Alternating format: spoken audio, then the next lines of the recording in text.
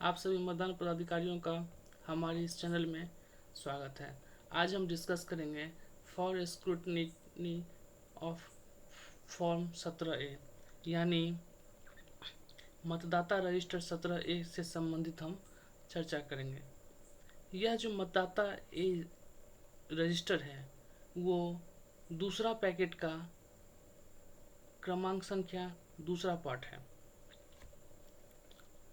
इससे पहले हम दूसरा पैकेट का जो पहला ऑप्शन था पीठासीन का डायरी, उस पर हम विस्तृत चर्चा कर चुके हैं। और इसी दूसरा पैकेट का जो दूसरा भाग है, दूसरा लिफाफा, वो मतदाता रजिस्टर जो सीलबंद अवस्था में होना चाहिए और उसके ऊपर जांच कवर लिखा होना चाहिए। तो इसी पे हम आज विस्तृत चर्चा करने जा रहे हैं। आज जो हम जिस प्रपत्र के बारे में चर्चा करने जा रहे हैं वह एक नमूना मात्र का प्रपत्र है, जो आप सभी पीठासीन अधिकारी को अपने अपने मतदान केंद्र से संबंधित इस प्रपत्र को भरने में काफ़ी सहायता प्रदान करेगा। प्रशिक्षण प्रबंधन मधुबनी के द्वारा आप सभी पीठासीन अधिकारियों को निर्देशित किया जा चुका है कि मतदान केंद्र पर ही सभी प्रकार के प्रपत्रों को भरकर संबंधित पैकेटों में डालकर ही निकलेंगे। अन्यथा की स्थिति में यदि आप कलेक्टिंग सेंटर के पर चादर बिछाकर प्रपत्र भरते पाए जाएंगे तो आपके ऊपर कठोर कार्रवाई किया जा सकता है।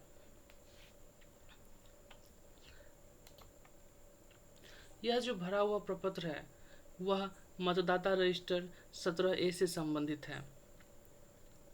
अब इस प्रपत्र में क्या क्या फिल करना है उस पे हम आते हैं।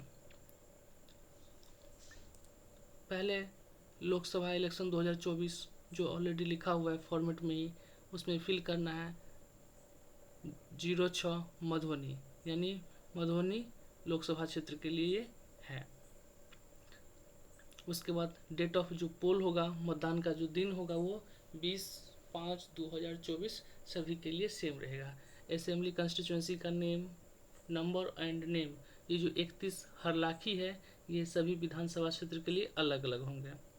अब इस प्रपत्र का जो नाम है for scrutiny of form 17A, यानी मतदाता रजिस्टर 17A से संबंधित है। अब इसमें आते हैं पहला PS नंबर, यानी पोलिंग स्टेशन का जो नंबर है, मतदान केंद्र का जो संख्या है वह संख्या लिखेंगे। ये सभी मतदान केंद्र के लिए अलग अलग होगा। दूसरा पोलिंग स्टेशन का नेम, ये जो पोलिंग स्टेशन का नेम है हटवड़िया UMS हटवड़िया ईस्ट, ये विभिन्न मतदान केंद्र के लिए भिन्न भिन्न होंगे। तीसरा कॉलम है टोटल इलेक्टर्स इन पोलिंग स्टेशन। अब मतदान केंद्र पर कितने मतदाता रजिस्टर्ड हैं, यानी मतदाता सूची का जो चिन्हित प्रति है, उस चिन्हित प्रति में कुल मतदाताओं की संख्या कितना है उस मतदान केंद्र पर। तो यदि मानते हैं हम उस मतदान केंद्र पर 1000 मतदाताओं की संख्या है कुल, तो उस 1000 में मेल कितना है, फीमेल कितना है और ट्रांसजेंडर कितना है, आपको उसके अकॉर्डिंग आप अपने मतदान केंद्र के जो मतदाता सूची का जो चिन्हित प्रति होगा उसके अकॉर्डिंग इस टाइप का जो प्रपत्र होगा फॉर्म 17A उसमें फिल करेंगे। ये इसमें जो डेटा फिल किया हुआ है वह सिर्फ एक डेमो टाइप का है, सिर्फ आपको समझाने के लिए बताया गया है जो कैसे कैसे उसको फिल करना है। इस डेटा को आप कॉपी ना करें, ठीक है। तो मेरा हो गया जो मतदाता रजिस्टर जो था, मतदाता सूची का जो चिन्हित प्रति था, उसमें कुल मतदाताओं की संख्या 1000 है, जिसमें उस 1000 में 490 जो हैं वो पुरुष हैं, मेल हैं, और 510 जो हैं वो महिला हैं, यानी फीमेल हैं। अदर यहाँ पे नहीं अंकित किया गया है, ठीक है। अब आते हैं number of person who vote in this PS, यानी उस मतदान केंद्र पर कितने ऐसे मतदाता हैं जो अपना मत डाले हैं। तो अब उस आते हैं टोटल मेरा कितना था 1000।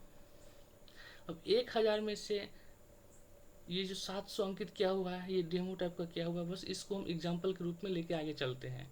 तो आपके मतदाता रजिस्टर के अकॉर्डिंग, मतदाता सूची के जो चिन्हित प्रति होते हैं उसके अकॉर्डिंग जो टोटल मतदाता थे, उस टोटल मतदाता में से कुल कितने मतदाता आपके मतदान केंद्र पर मत डाले हैं, यही कहता है। तो उस मतदाता में मेल कितना है और फीमेल कितना है उसको अंकित करना है। ठीक है, इतना करने के बाद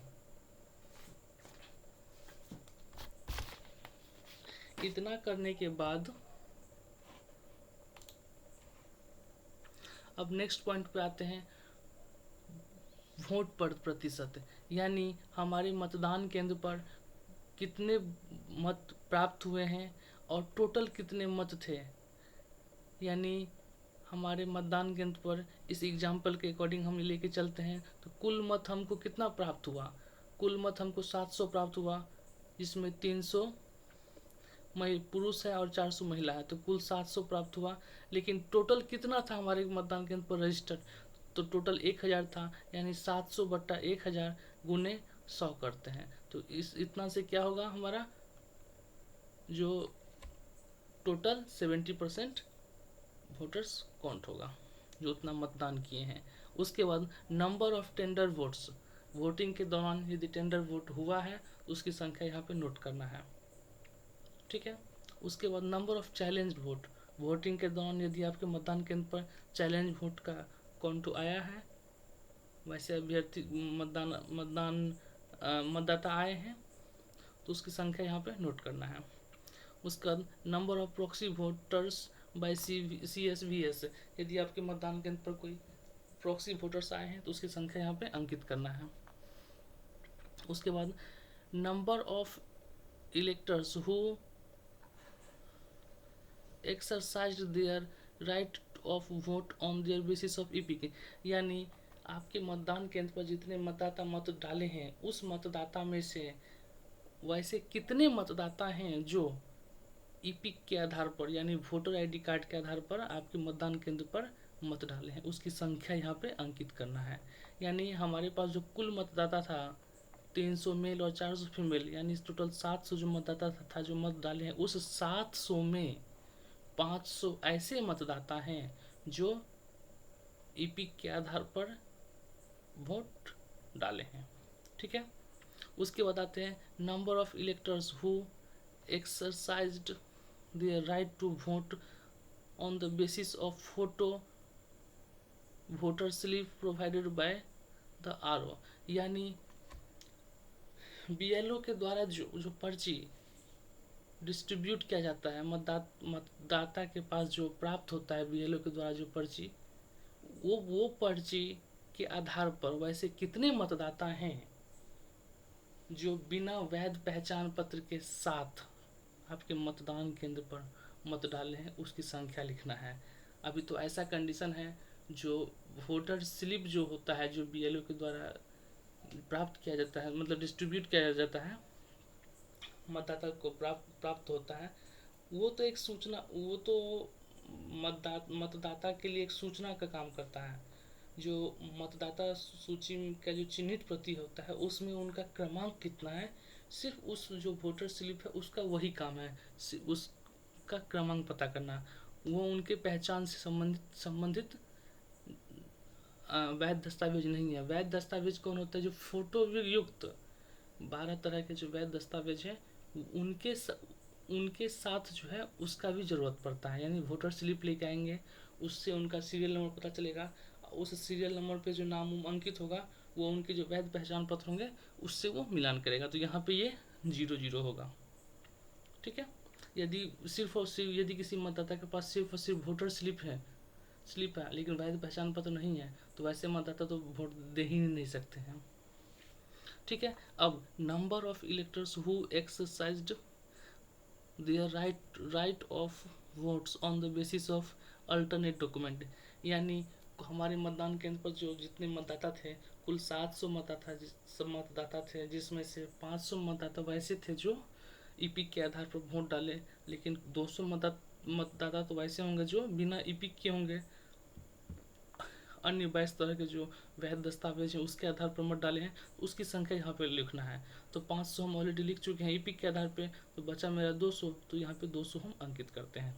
ठीक है, 12वां पॉइंट पाते हैं, number of electors who exercised right their under the rules of 49O।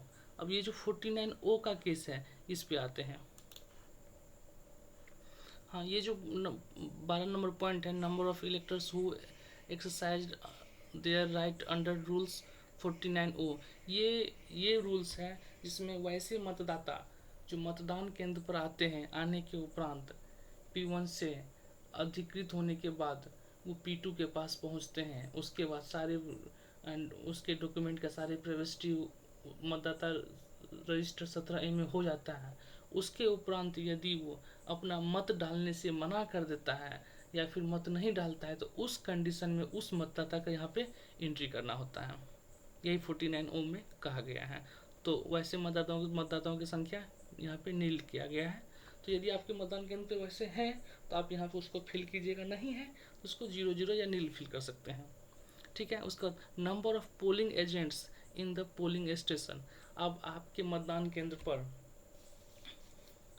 कितने पोलिंग एजेंट उपस्थित थे मॉक पोल के समय, वास्तविक मतदान के समय और आफ्टर जब हम पोल क्लोज बटन दबाने के समय और सीलिंग के समय, तो कितने पोलिंग एजेंट अवेलेबल थे उसकी संख्या यहाँ पे नोट करना है। जो संख्या आप एक बार दर्शाए हैं कृपया उसी संख्या को दर्शाएं।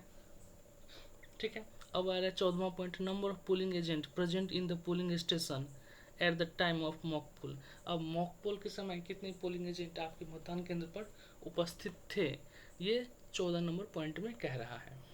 ठीक है, अब आते हैं 15 नंबर पे, number of overseas electors who vote in the poll. 15 number point जो है, number of overseas electors who vote in the polls, यानी आपके मतदान केंद्र पर यदि प्रवासी कोई मतदाता है तो और वो मतदान किए हैं उनकी संख्या यहाँ पर नोट करना है। यदि नहीं है तो नील फिल कीजिए या फिर 0 फिल कीजिए, यदि है तो कितने हैं उसकी संख्या यहाँ पे फिल कीजिए।